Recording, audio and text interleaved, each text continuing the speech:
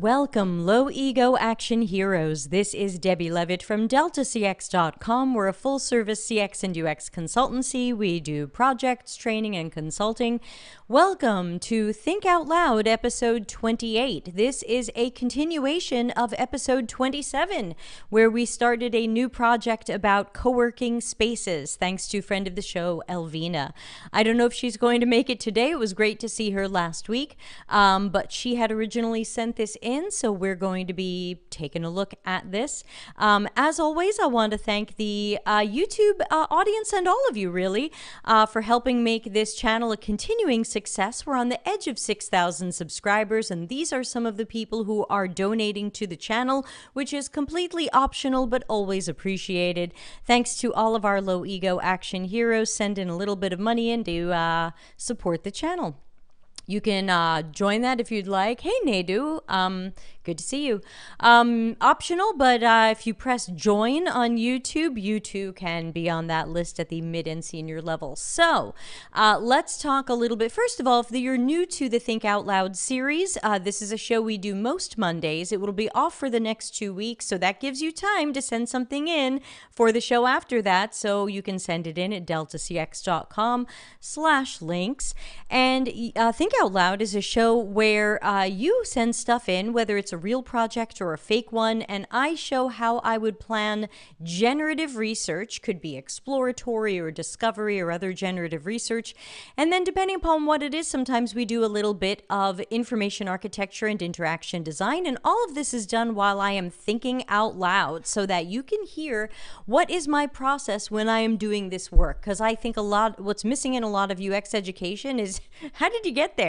A lot of UX education says, and then you have this research plan, and you're thinking, how did they get there? So this is my form of better UX education, and of course it is an audience participation adventure. Those of you who are joining live can comment, and it'll be up on the screen, and it's a collaborative thing. Those of you watching later, feel free to comment under the video, and I will answer your comment in the future.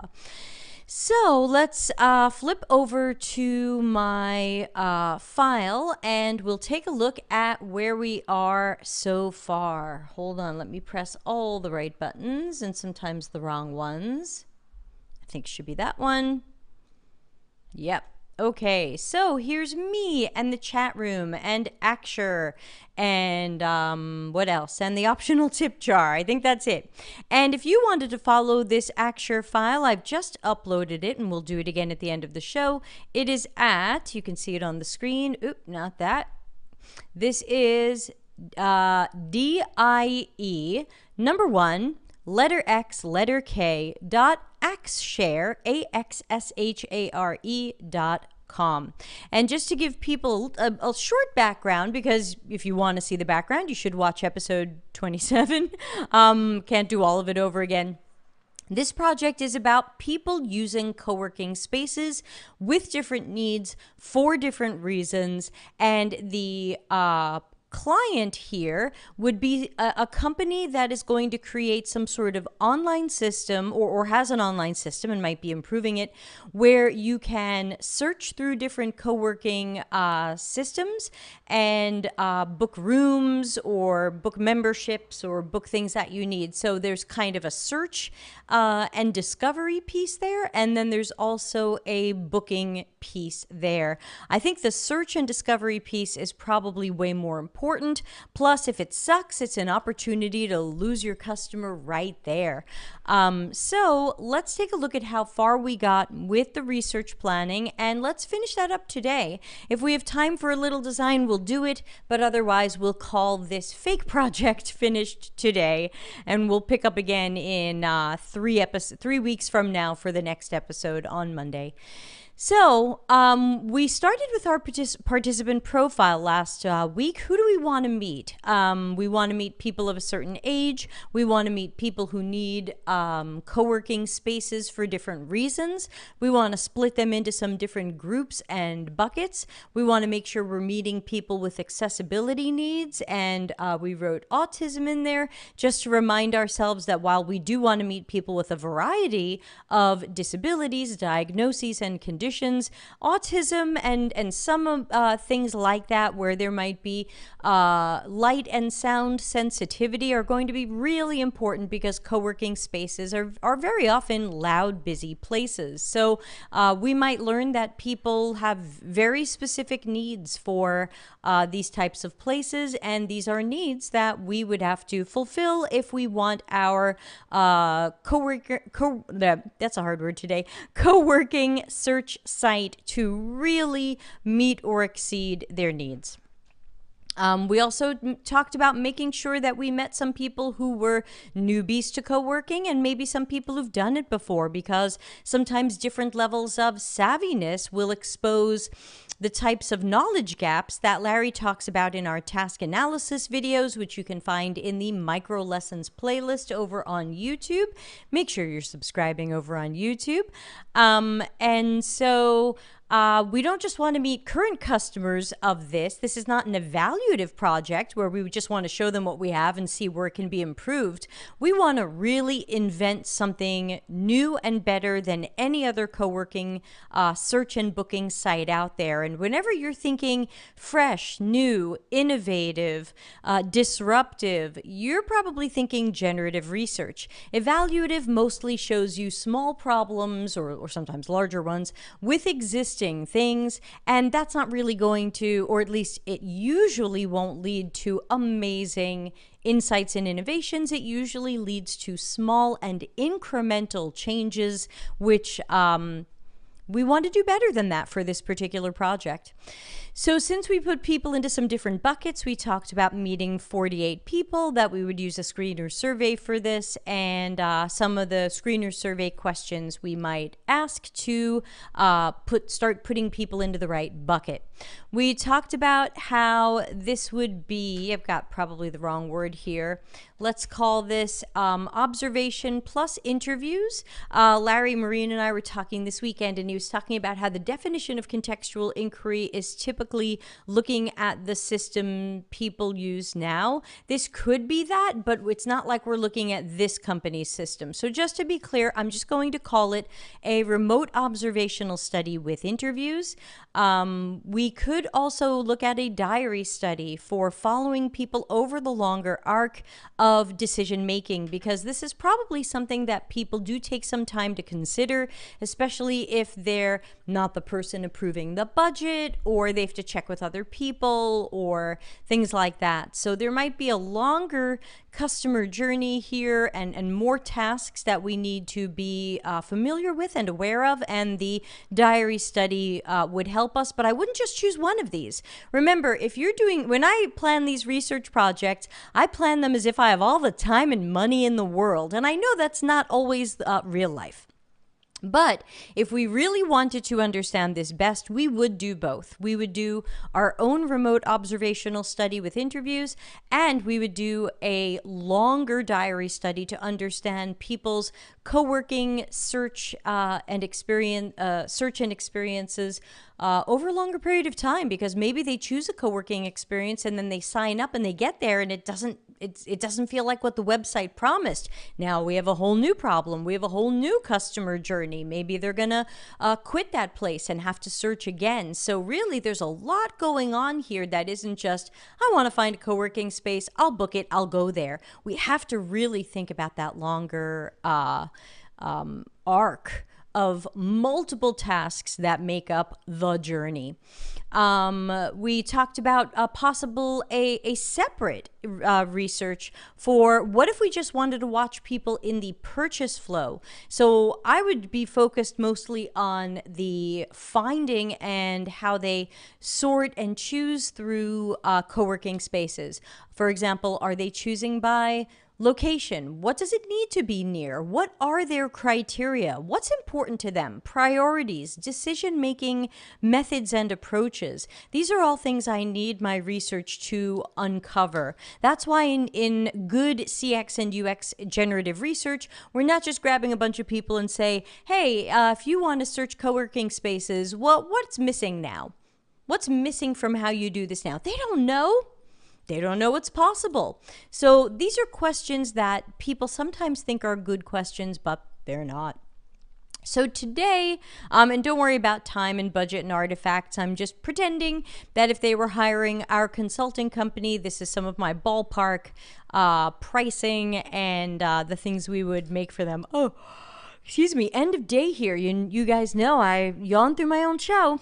Okay, so today we wanted to take a closer look at our goals and at some good tasks to observe and questions to ask. And we didn't get very far with this last week. We were focused on the other things. So some of our goals were definitely, what is that decision-making process? Because that's really at the core of this entire project. If we are building a search and booking system for co-working spaces, don't be fooled. The core of that is, how do people make a decision? And once we learn how they make that decision, then that can be built into the search and its features. What do people need to filter by? We don't know. We would learn that. We could guess, but we don't know. Do they need to filter by has an elevator or is wheelchair friendly? Do we need to search by how many other people are in this space, because I don't want a space that's too crowded or too loud because of my own personal preferences or maybe a diagnosis that I have. So remember, good UX is not about guessing and assuming what you think the best thing to do is, or gee, people who want co-working, they probably want this, so I'll just make this and see how it goes. I don't think of that as UX. I think of that as web design. You're just making what you like or what your client asks for, and the user and the customer and the potential users and customers were not involved. So we definitely want to know their decision-making factors, their process, their criteria. We want to know collaborators. I'm going to put that in here. Do they have collaborators when they are doing this searching and deciding? Do they have to bounce this decision off someone else? Does someone else have to approve the budget for the co-working subscription or one-time purchase? Solomon says, need to research what information is useful to our users' decision-making process. Exactly. That's what I'm saying right now. All right, so also collaborators, sometimes part of a decision-making process are other people involved in it. Don't forget about that. There might be people who have to approve this. There might be people who have to give an opinion on this. There might be people who make the final decision, and they're not the people doing the searching. There might be people who say, okay, I've picked my top 3 co-working spaces. Now I want to show them to my manager who's going to approve this. That would be interesting to know if people do things like that. Maybe part of our system now or later should be some sort of tool to share some sort of short list with your collaborators. Now, again, that's me coming up with a solution or a feature, and it might be the wrong thing. That's fine. I'm not up to solutions. I'm just up to research. But that's an example of where understanding collaborators could make a difference later in the design. If we learn that people generally don't work with collaborators, then we don't imagine a future solution that involves collaborators. If we find out they do work with collaborators, then maybe we work on solutions that include some sort of interaction with collaborators. So we do want to find this out in research. Remember, one of the many goals of generative research is to set up the rest of your project for success. And if you don't know, if you are the designer and someone else did research and they hand you the research or they talk to you about it and you go, yeah, but what am I supposed to design now? I don't really understand these people's problems. Then the research hasn't been done well. Yay, Elvina's here. This is her project. Elvina, in the last week since we saw you, what questions have come up or what's on your mind as we continue talking about the research on this project? Because I think this is a real project for you, and you may want to tell us anything interesting that's happened during the week that might be relevant. Meanwhile, I'm going to keep talking through goals, but for those of you watching live, and I know it is a day off for most of America today, so we have a little bit of a smaller audience than usual. Solomon, do you have the day off? So I'm going to ask you to jump on in and say, What are some other goals that you would think with generative research to learn more about different groups of people looking for co-working spaces, either for a one-time use or an ongoing subscription? Is the searching process different if it's out of their pocket? Okay, so that could be searching or decision. Let's just write that. So do people have different habits in searching or decisions if they have to pay for this themselves versus if the company is paying for it? Again, that's a little bit of a wink, wink at possible collaborators. If I'm paying for this myself, maybe I don't have to talk to my boss about it. Maybe I still do. So that might change my process depending upon that type of thing. Elvina says there are also people who search for a space for the whole team, 5 to 10 people. Solomon says, nope, no holiday here. Oh, you've got work today. I'm sorry. For those of you who don't know, in America, it is Indigenous Peoples Day. So it is a partial celebration and probably partial endless apology to how Indigenous peoples have been treated in America. So some people get the day off. I think school children get the day off. Okay, how remote workers or travelers collaborate with teammates and partners when doing their work. So this was because co-working spaces very often have to do with you getting work done, whether it's sitting at a desk and doing work or whether it's holding a meeting and renting a meeting room. This is about getting work done. How do people get their work done when they are remote from their team?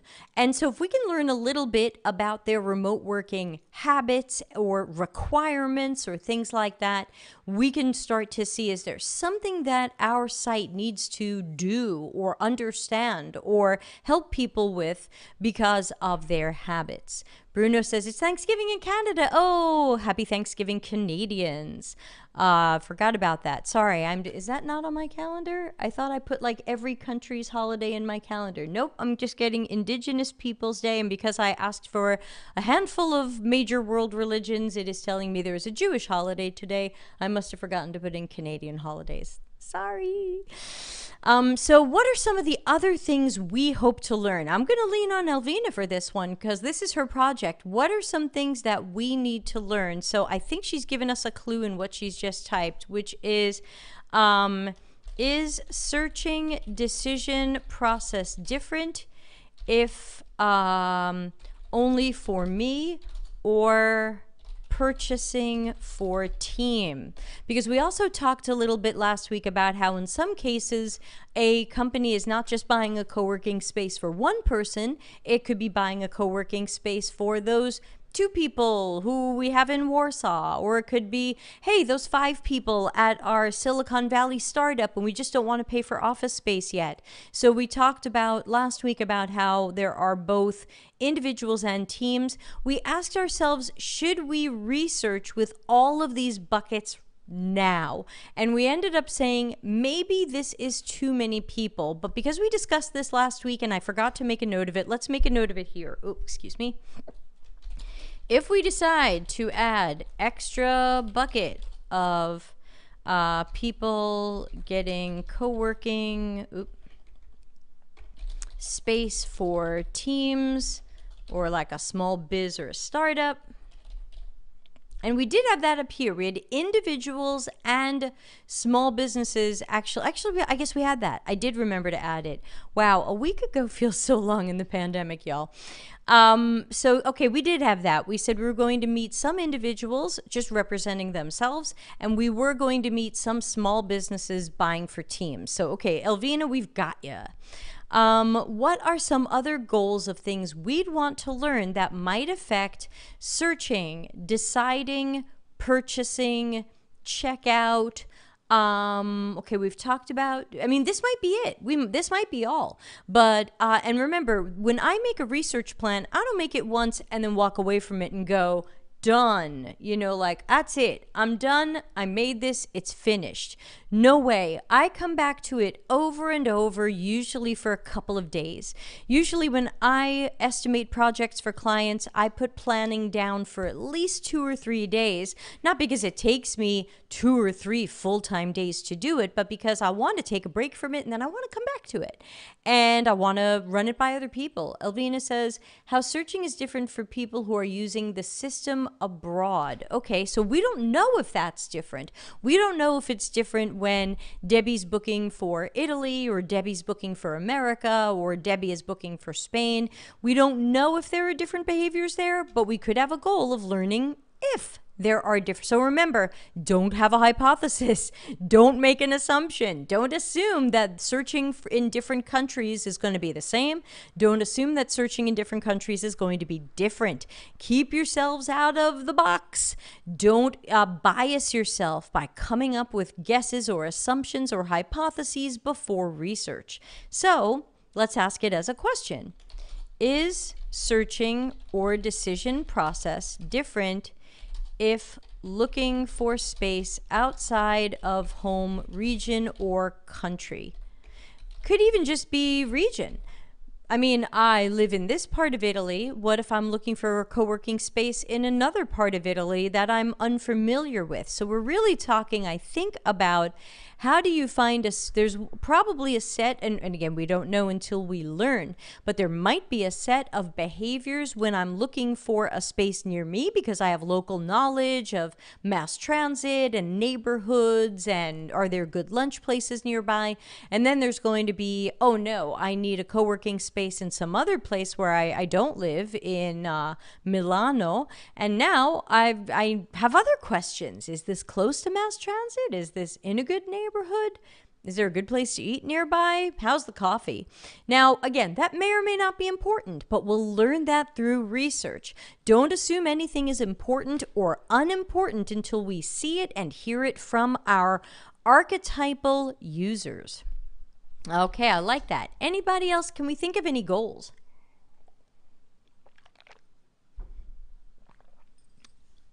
And again, if you can't think of goals, that's okay. Let's start turning these into questions and tasks.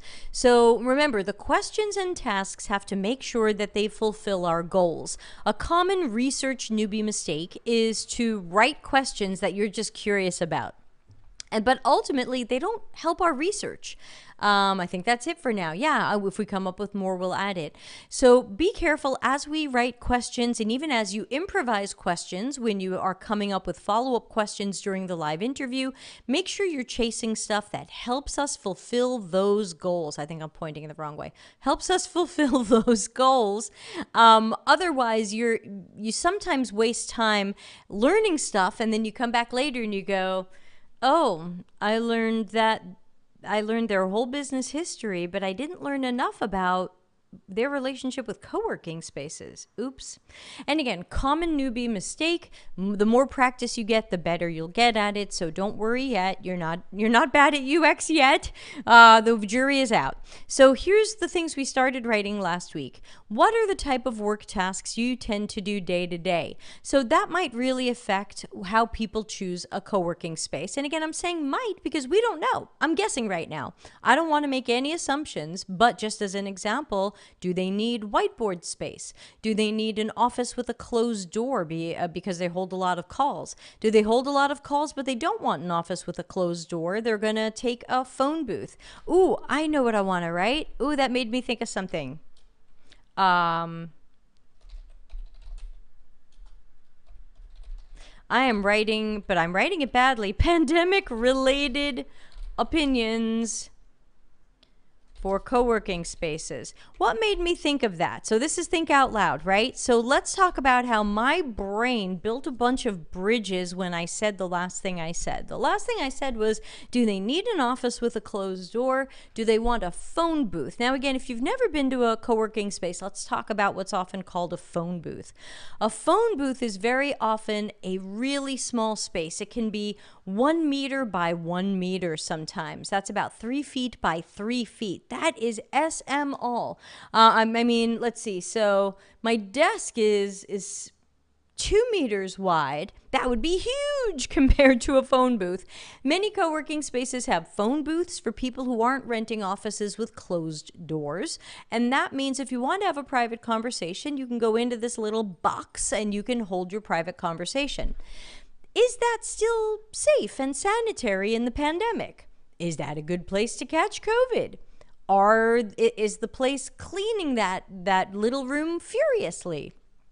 Is that a place where COVID is hanging in the air? Does anyone care? So it might just be me who cares. And in that case, it's not a thing. It doesn't matter what you think. It's about the archetypal target users. But that's how my brain made those connections. I said, oh, office with a closed door, phone booth with a closed door. Yikes, phone booth with a closed door. That's a really small space. Hey, wait a minute. That sounds like a good place to get COVID. So that was kind of the bridges that my brain built to say, oh, hey, and that's just because I have a brain that for whatever reason has kind of trained itself over the years to keep asking what ifs in my own head, to keep asking what could be the outcome of that? What could happen next? Sure, I could go into a phone booth and make a call, talk to some people, conduct my business, but what if? What if I did that? What's the pros and the cons? Ask yourself that. And then you might uncover these things. Excuse me a moment. I'm going to mention something to my boyfriend. Honey? Yep. All the kids are right by Paganini. Were you heading out there? As soon as the word press. Oh, I forgot you're in a meeting. Okay, thanks. Hey, everybody. If you follow our kids on Instagram, known as our 5 dogs, then you know they've escaped today. And we are tracking them. 2 of the 5 are wearing GPS trackers, and they're finally near a road, which means we have some chance of showing up on that road and saying, come home. But I'm here and he's there and he's in a meeting. And so hopefully when that's done, he will go out and try to see if he can convince 5 dogs to get in a car. Okay, so back to our adventure. Let's see. So we talked about what types of work tasks you tend to do day to day. Now, again, we're not going to say, and how does that affect how you search for co-working spaces? I need a buzzer for this. That's not how we do it.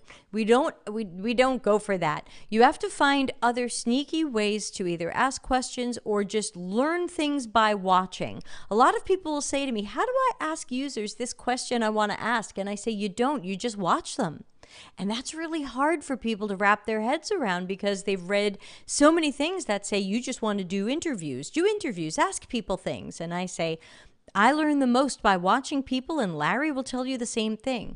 Chiwat says, I heard that some co-working spaces give freelancers a legit office address, and that's why freelancers use it. Not sure if this affects your selection. Exactly. That could be among their criteria and decision-making process, which we have here. I have done that with a co-working space. I didn't want to give people my real address, and so I used the co-working space as a business address. So you're totally right, and we won't know if our target audiences care about that until we talk to them about it. What type of collaboration do you do? So again, this is the same type of thing that we were talking about last time. I'd like to know what prompts people to search for such spaces. Yes, in my customer journey, when I teach people about customer journey maps, I call this the trigger. Something happens that makes people need to search for co-working spaces. So what happened, and again, this isn't necessarily the best way to ask this question, but I'm at least going to get this idea out of my head onto the screen, knowing that in a later pass or maybe with some collaboration with others, the question gets improved. So what happened that you thought you needed a co-working space? And I'll just put in parentheses that this is our trigger. And so we are looking to learn from people what started this. Oh, I don't want to work from my apartment anymore. Oh, I joined a startup and we're all going to get a co-working space. Oh, I'm traveling a lot and I need meeting rooms everywhere I go. So I like those chains of co-working spaces where I can get a membership and get a meeting room wherever I go. Lots of different possible answers there. I'm just making some up to pretend things you might hear. But we want to know what happened that people even thought they needed a co-working space in the first place. And that's still a good thing to learn, even if people end up deciding not to get a co-working space. We still want to know what is triggering that. So yes, Elvina, totally right. So if people who are familiar with my model of like customer journey mapping, I talk about the trigger, which is what made people need whatever this might be in the first place or possibly need it. The next stage is orbiting.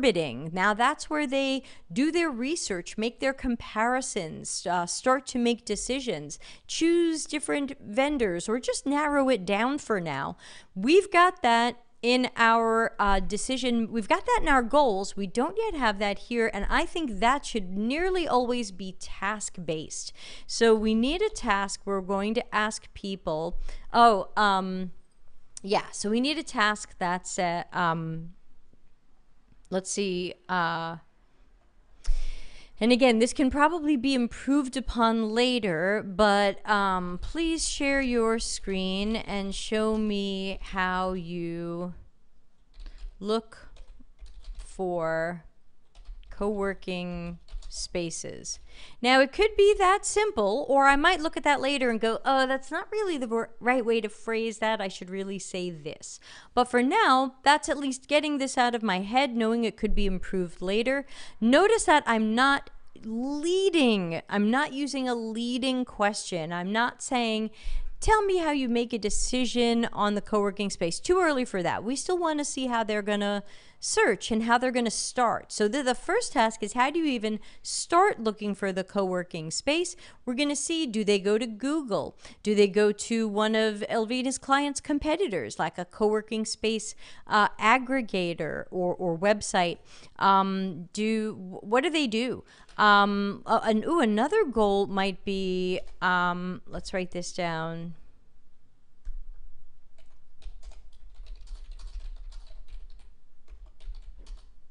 I'm writing trust and whose opinion is influential.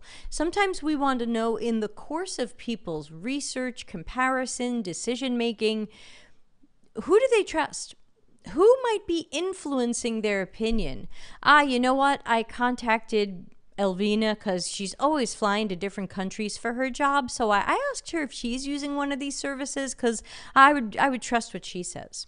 So we probably have to have a question somewhere in here. We have to decide if it goes before the task or after the task. And I would probably do it after the task, just in case they happen to mention it during the task. So let me just make a note here. Post-task. That we'll have some questions specifically that we ask later so we don't accidentally bias the task with something we ask. Let's see, what's an unbiased way to ask if they ever... because if we don't see them reading reviews during the task, maybe reviews don't matter. If we don't hear them talking about asking a friend or colleague, maybe that doesn't matter. So I'm trying to think of a non-leading, non-biased way to ask them about this. Let's see. You know what? I'll just write something that's in my head, even if it's a crappy question, leading, biased, shouldn't be asked. But I know this is not my final research plan and it's got to be fixed later. That's why I'm writing informal at the top to remind me and everybody watching that this is not a finalized version. This would go through a few passes and reviews before it were finalized. Typically, I'm also talking to my client about this, not because I want them to change all my questions, but because I want to make sure that we're going to be addressing their research needs and their unanswered questions. What are they guessing and assuming that we can clear up for them? I'm going to write this now, and it might suck, and we'll fix it later. Whose opinions about co-working spaces do you trust? And again, maybe it is a good question, maybe it's not a good question, but it opens us up to hearing about friends, family, coworkers, YouTubers, bloggers, somebody who's going to say, oh yeah, you know what, there's this YouTuber that I watch and they're a business traveler and I love their business travel advice and they said do this. So you never know. And let's learn who they might be influenced by. You know, and an interesting follow-up question to that might be, so follow up if yes, they do have somebody who's influencing them, maybe to ask for a short story about the last time they took advice from that person or something like that.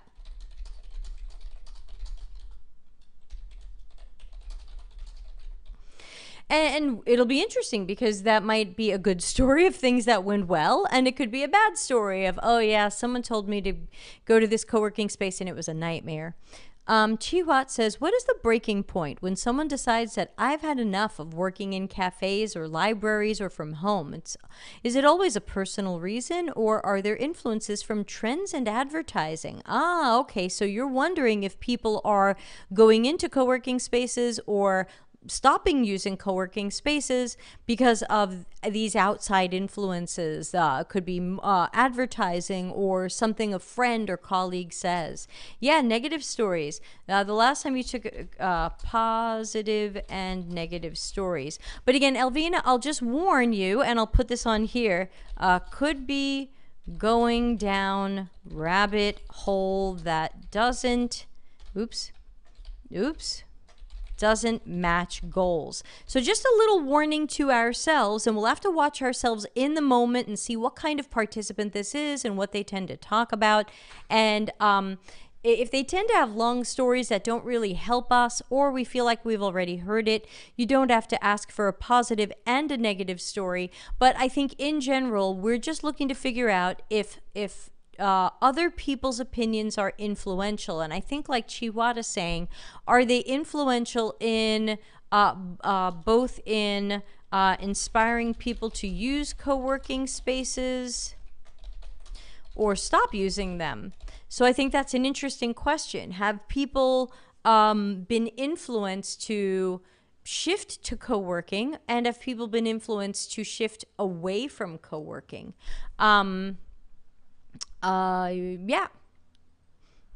So, I think okay, before we get to the tasks, so this would be tasks, maybe just one task, maybe multiple tasks. I want to ask another question, and that is, I want to hear stories about if they've used co-working spaces before. Now, we would technically know this from their screener survey because we talked about having a screener survey question as to whether or not they've used them, so that we can identify who might have experience and who might be the newbie. So I want to hear about past experiences with co-working spaces. So maybe we might try like a best and worst question. And again, I might change this later, but tell me about the best co-working experience you've had. And if they aren't clear as to why it was the best, you ask that as a follow-up question. And then, of course, the worst and why.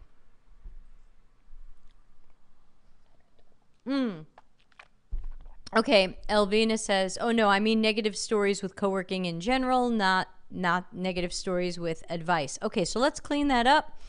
We can just have maybe ask for one story about whether taking advice from that person about co-working went well or not. And we'll move up here. Tell me about the best co-working experience you've had and the worst co-working experience you've had. Chihuat says, does it help to know the history of how these spaces came about? Seems like a relatively new business to me. I don't think co-working spaces are new, but I think it depends what country you're in, because certainly for America, I think I've been aware of co-working spaces for probably almost 10 years. Let's see if we can do a little digging. Let's see. That's my browser. And let's see. When did, I think of Regis start? 1989. Started in Belgium. Serve Corp started in 1978. So I think co-working spaces have been around a lot longer than we think, but they were called different things.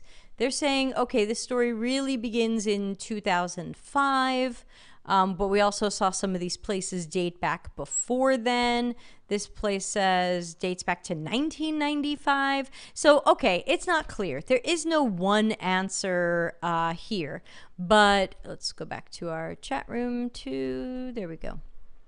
I don't think we have to worry about the history of co-working because this client is going to make or already has a system that aggregates co-working spaces so that when you search, you're going to get Regis and WeWork and privately owned ones and cafes that allow people to stay all day rather than kicking you out and things like that.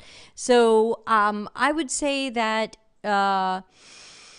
this is, if you're searching for co-working, you might already know what it is. I don't think, I mean, Elvina, you tell me, but I don't think we're going to have a population that's going to say, I need this thing, but I don't know if it exists and I don't know what it's called. I mean, it sounds like if they're coming to this client's website, which is to search across multiple co-working spaces at the same time, they probably know what a co-working space is. Elvina says, I think it might be useful to know why people stick to one space if they happen to book one space over and over again. Okay, let's see. Have you ever booked the same co-working space multiple times? Now, if they say yes, then if yes, we would ask a follow-up question of what made you want to return to that space. If no, I want to ask them why not, but I wonder if there's a better question than why not. But for now, I'm just going to write why not. And again, we might write some better questions later. I'm just going to stick with this. Let's also move some things around so we can see this page a little bit easier. Oop, there we go. And let's move this up so we can see our questions and tasks and our goals on the same screen without me scrolling. There we go. Chihuat, in Singapore, we had enclosed working booths, looked like aquariums, in shopping malls for rental during COVID. Didn't catch on. Ooh. Maybe for the reason I said before, like, oh, am I going to the center of all known germs by going into this little box? Hi, Kevin. Kevin says, co-working spaces can have lots of distraction. I worked in a WeWork on Market Street in San Francisco, and there's always stuff happening there, mostly bad. The good part is we get food and a new crowd of like-minded people. Exactly. And we talked about that, and that is also something we talked about in our participant profile. We might want to talk about asking people, and again, these questions might also be out of order. Through passes and passes at this plan, I would eventually put them back into order. So we might want to ask people, what do they like about the idea of co-working? Now, why does my question say the idea of? Because some people will have done co-working before. So my question to them is, what do you like about co-working? Or it might be, what about, let's reword this. I already have a better idea. What about co-working works well for you? It's a little bit better than like. I hate those like questions. I usually start out with a like question and then I make it better. What about co-working works well for you? If new to co-working, we could probably get at their expectations a little bit and ask, how do you imagine co-working will work for you? Now, again, that's not me asking them to predict the future so that I can design the future. I'm curious what their expectations are. So remember, this speaks to expectations, not predicting the future. We know that whatever people say here, the people who've never been to a co-working space, if they say, wow, there might be lasers and they send me to the moon and they buy me lunch, again, that doesn't mean this person is going to do or not do anything. We're just curious what they expect or believe, because what somebody expects or believes could be something that we have to clear up in our search results, because people might be like, oh yeah, I heard they give you free lunch every day. I want to find the co-working space with free lunch every day. And it's like, okay, then maybe that's a part of the filters or something. Elvina says, as for the visitors of the system, yes, I'd say they're familiar with the whole idea of co-working, but I'm not sure. There might be people who don't know what they should search for. But if they're already on your client's site, they must know something about this. Otherwise, they're in Google saying, rentable part-time office space. If we put that into Google, let's pretend we know nothing about co-working and we just start putting weird words into Google. Rentable office space part-time. Regis, which I keep mentioning. Hashtag not sponsored. It's a company I used to have a membership to when I was still in America. So it's like it's just the name at the top of my mind because I've used them a number of times. I've not been to WeWork. I've been to a couple of other ones.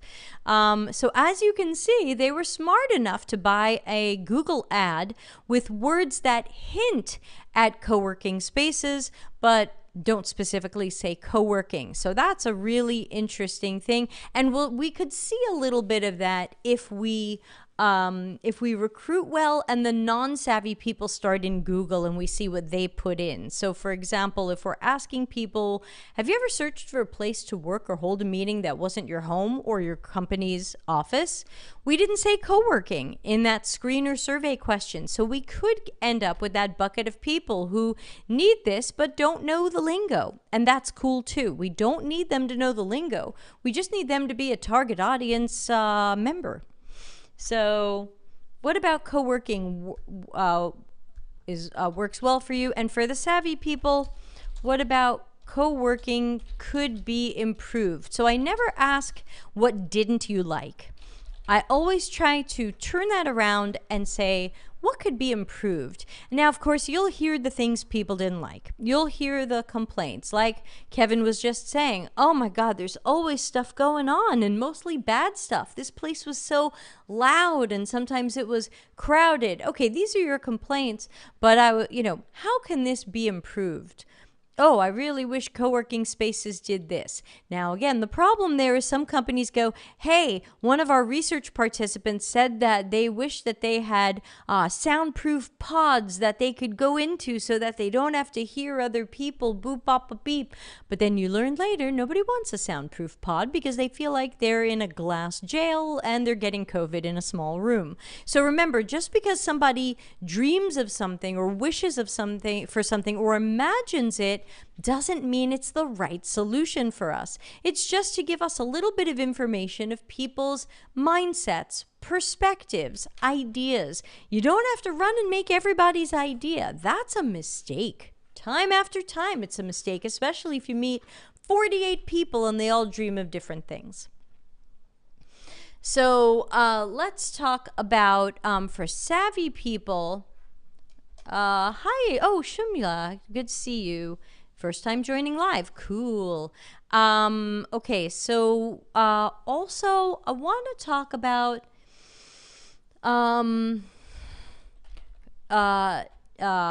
if you are comfortable talking about it, comfortable. Do you have any disabilities, diagnoses, or conditions that might affect your experience in a working space? Broad question. So first we want to learn if they have anything that might affect them. It could be physical, it could be emotional, it could be mental, could be cognitive. It could be sight or hearing. It could be anything. We don't know. We're going to ask and we're going to find out. Sometimes people say, oh yeah, I have this old leg injury. I can't walk the stairs. I need a place that is street level or has an elevator. Someone might say, I'm afraid of elevators. I want something that's ground level. There's so many things that we can learn when we get out of the box and start asking open questions instead of, do you have a wheelchair? Okay, that's a fact. They do or they don't, but it doesn't really tell us a lot about their behaviors, needs, tasks, all these things that we're looking to learn. So we've only got about 10 more minutes. Looks like we're not going to get to design, Elvina, and I'm going to try to end this here today if that's okay with you, unless you really, really need design. You tell me. But, and again, the design would be based on guesses, so that's a little bit meh. But they are based on guesses here on this show because I haven't done the real research. I just planned the research. Elvina says, I was wondering how networking might affect the choice. Some people go to a public space to build a network. Did we talk about...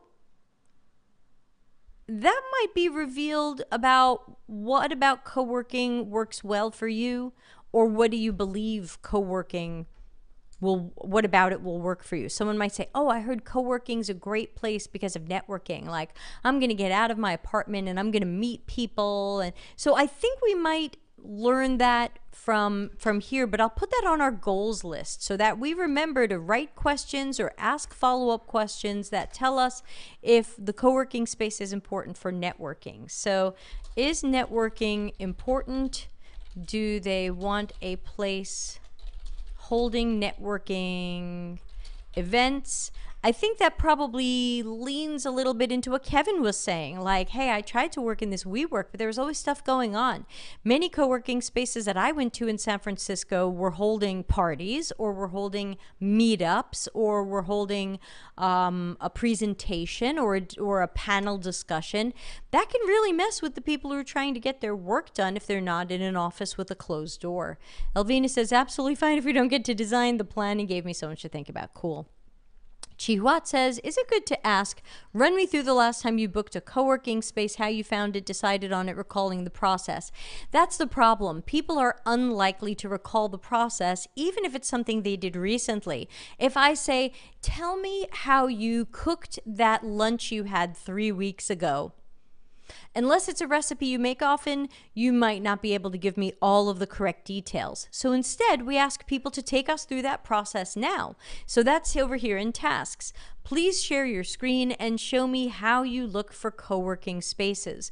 We'll see if they start on Google. We'll see if they start on an aggregator site. We'll see if they start... I used to just start on Regis because they had so many spaces all over the world and I already had a membership there. I just went straight there.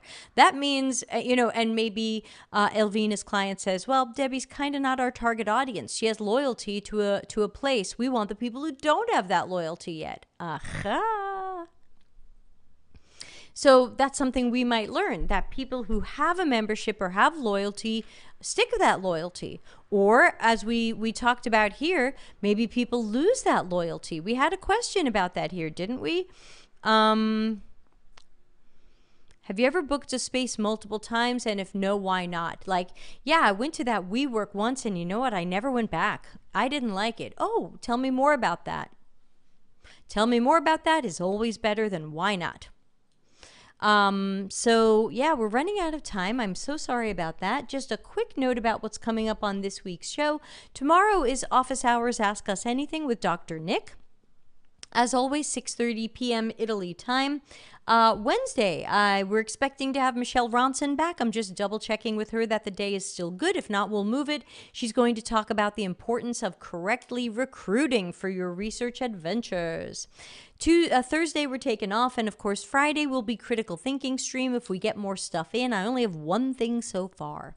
If I don't get more things, I'll just cancel it. And don't forget, next week is the Concentric Conference. So there won't be any streams next week. We've got Concentric. If you'd like to sign up to attend the conference, it's deltacx.com/concentric. That's October 2022. If you're watching this in the future, you missed it.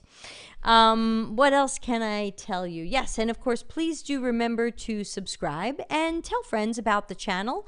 And if there's something, excuse me, I've been talking a lot today. If there's something you would like to send in, bring it to deltacx.com/links. And also, you'll find our Slack and Discord communities there. They're completely free to join, so you can just jump on in and join the community. And I will upload our Acture file because I think we're kind of done for today. But are we done planning our research? Absolutely not. You know that I'm still going to come back to this multiple times. Cheesy transition. Yeah. You know I'm going to come back to this multiple times. I'm going to make different decisions. I'm going to, thank you. Yeah, thank you for coming. I might show it to my collaborators. I might talk to my client about some of it. Again, not for their approval that I'm asking good questions. The client's not a better researcher than I am, but someone else might be on my own team. So want to make sure that we're always open to better questions. Always go for the better question, even if it's not your idea. Let's see, what else can I tell you? I think that's mostly what's going on. Oh, thanks, Cab. You're awesome. Thanks for joining. And again, please do tell friends about the channel. Looks like we are just on the edge of 6,000 subscribers, which I'm very excited about because, ooh, $59.99. Ooh, can we get one more in the next 4 minutes before this stream ends? I'm proud of that, even though it's a relatively low number because it's been organic and we are kind of shadow banned on YouTube. So I'm always grateful for every subscriber. And I hope more of you will tell friends and colleagues and managers about the channel because we're here teaching CX and UX 2, 3, 4 times a week. Thanks, Bruno. Yeah, always happy to be live. So let's see. So I hope to see everybody tomorrow for Office Hours with Dr. Nick. Remember, if you want your question to be among the first, oop, wrong side, send it over to go to deltacx.com/links and you'll see a link to send in your questions early for the Office Hours show. That way you know yours will be answered first. Even if you can't make the live version, all of these shows are always archived on YouTube and they're put in their relevant playlists so you can easily find it later. And Solomon says there's a lot of UX practitioners out there. I'm surprised they're not all subscribed here. I'm not, because I find that a lot of people who do UX or hope to do UX are looking to do it in easier ways than I teach. They're really hoping they can just fill out a template or a canvas and wow, it's done, or just put some sticky notes on a wall and wow, we innovated, we invented something that's never been seen before.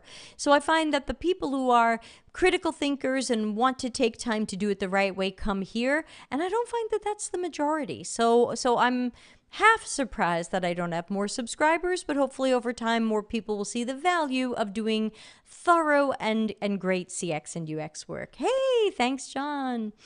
Let's see if that pushes us over the edge. Nope, sorry, my phone's still saying $59.99, but thank you. I definitely appreciate it.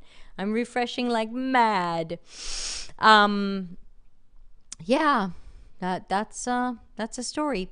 But anyway, tomorrow will be Dr. Nick. I'm sure we'll hit 6,000 then, if not before, because people love seeing Dr. Nick, and it usually makes them hit that subscribe button. So let's see. Yep, according to my phone, still $59.99. It hurts. We're right on the edge. But my goal, my first big goal, of course, is 10,000. I'm looking forward to passing 10,000 subscribers, and of course, getting more people involved in the live shows at, as their time zones allow. Thanks to Chi Huat for staying up late with us.